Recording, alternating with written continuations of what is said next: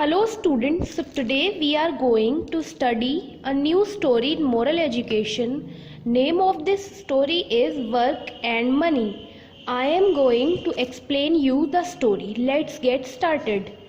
Sarabjit had a piece of land on which he practiced agriculture. He was a very hardworking farmer.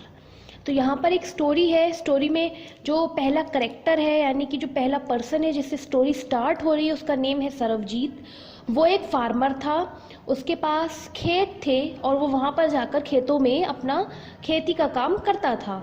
As a result he used to earn good money. He was capable enough to buy things of his need, so he was happy with his life. तो खेती करने से उसे अच्छा पैसा मिल जाता था, यानी खेती करके वो अच्छे पैसे कमाता था और वो अपनी पसंद की अपनी ज़रूरत की सारी चीज़ें खरीद लेता था और एक वो खुशी खुशी अपनी ज़िंदगी जी रहा था. He had one big worry in his life, his son Hardeep. Hardeep was not only lazy but he also look down on many kinds of work.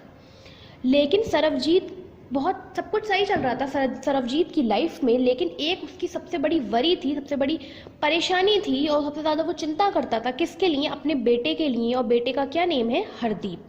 Hardeep को लेकर सरबजीत काफ़ी परेशान रहता था क्योंकि हरदीप सिर्फ लेजी ही नहीं था बल्कि वो और भी बहुत सारे कामों में लगा रहता था इधर उधर के.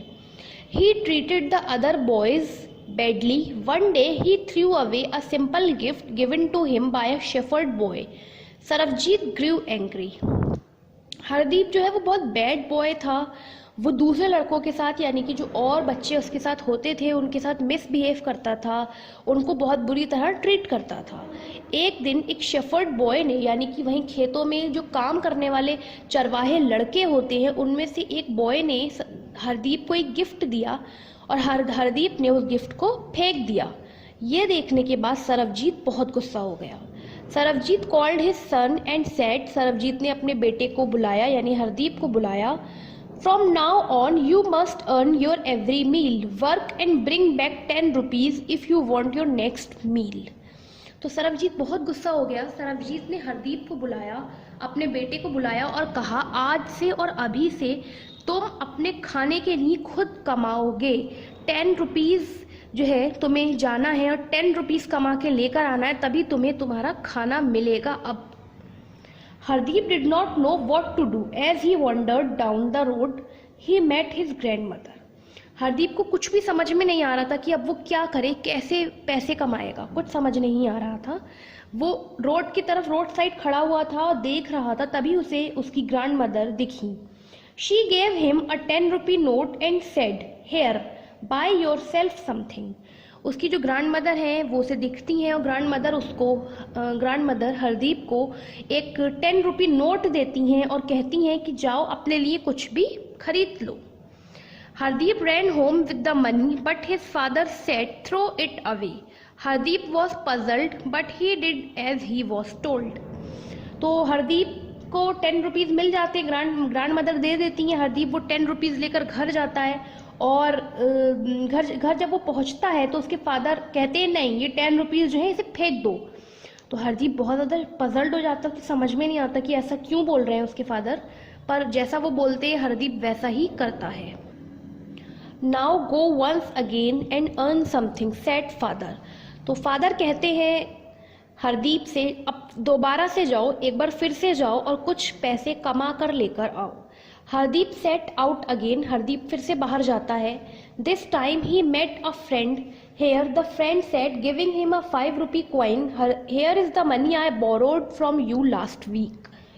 तो हरदीप जब फिर से बाहर जाता है तो उसे तभी उसका एक फ्रेंड मिल जाता है. फ्रेंड उसको एक 5 रुपी कॉइन देता है और कहता है, लो ये 5 रुपीज़ कॉइन लो, तुम्हें याद होगा ये लास्ट वीक मैंने तुमसे उधार लिए थे, वही मैं तुम्हें रिटर्न कर रहा हूँ. Hardeep ran home with it once again, but this time too Sarabjit said, throw it away. Hardeep obeyed his father once again. Sarabjit sent him out to earn his next meal.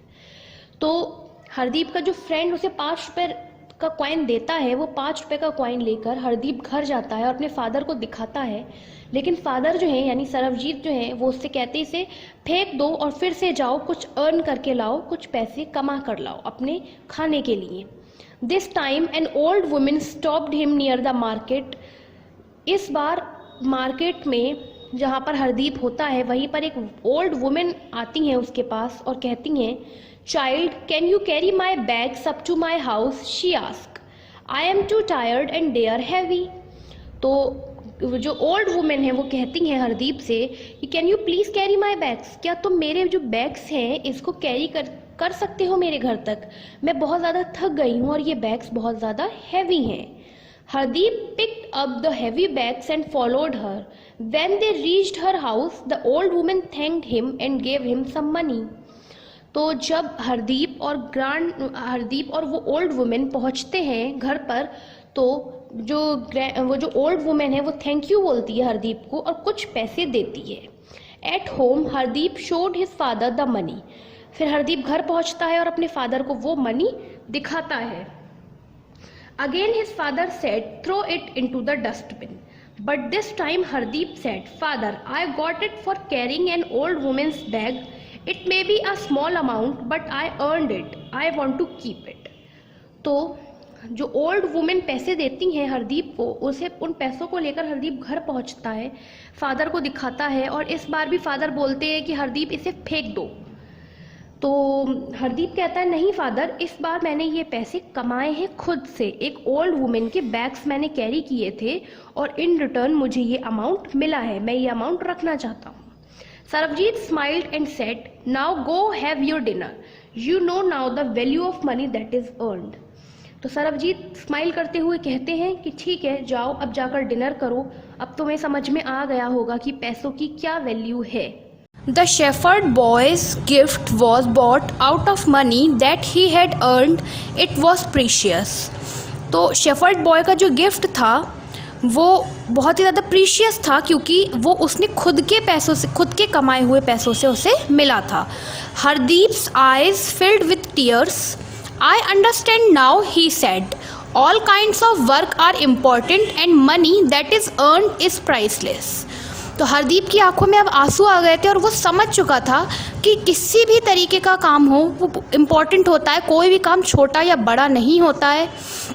और उस काम को करने के बाद जो हमें पैसे मिलते हैं, जो पैसे हम अर्न करते हैं, वो प्राइसलेस हैं, उसकी कोई वैल्यू नहीं है। कीप इन माइंड पर आते हैं, the kind of work we do does not matter, what matters is that we do that the work well.